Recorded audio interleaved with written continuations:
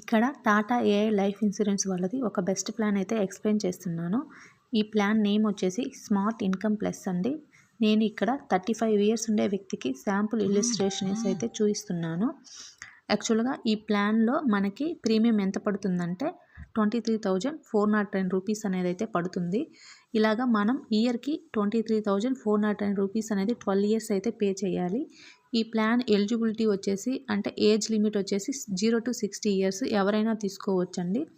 మనం ఇలాగ 12 years premium pay చేశాక ఒక 3 ఇయర్స్ అయితే వెయిటింగ్ పీరియడ్ ఉంటుంది. 12 + 3 అంటే 15 ఇయర్స్ అండ్ మనకి 16th ఇయర్లో ఇన్కమ్ అనేది స్టార్ట్ అవుతుంది. అప్పటికి పాలసీ హోల్డర్కి అయితే 51 ఇయర్స్ అయితే వస్తుందండి.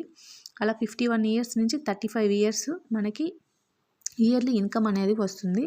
ఇయర్లీ అయితే మనకి 25,000 వస్తుంది.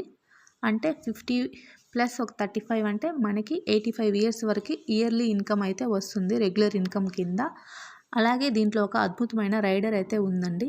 ఆ రైడర్ ఏంటంటే ఇన్ కేస్ ఏదైనా డిజబిలిటీ కానీ రిస్క్ కానీ జరిగితే పాలసీ హోల్డర్కి రిమైనింగ్ ప్రీమియమ్స్ ఏమీ కట్టవలసిన అవసరం లేదు. అలాగే డెత్ బెనిఫిట్ ఎంతైతే ఇక్కడ శాంపుల్ ఇల్లుస్ట్రేషన్లో డెత్ బెనిఫిట్ ఎంత ఉందో అంత నామినీకి అయితే పే చేస్తారు.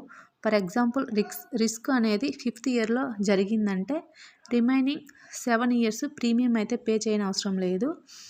పాలసీ అయితే యాజ్ టీజ్గా కంటిన్యూ అవుతుంది. అలాగే 16th ఇయర్ నుంచి ఇన్కమ్ అనేది నామినీకి అయితే వెళ్తుంది. మనకి ఇక్కడ చూసుకుంటే మనకి కస్టమర్ వచ్చేసి ఇయర్కి 23,409 రూపీస్ ప్రకారం 12 ఇయర్స్ వచ్చేసి 2,80,900 రూపీస్ అనేది పే చేస్తాడు.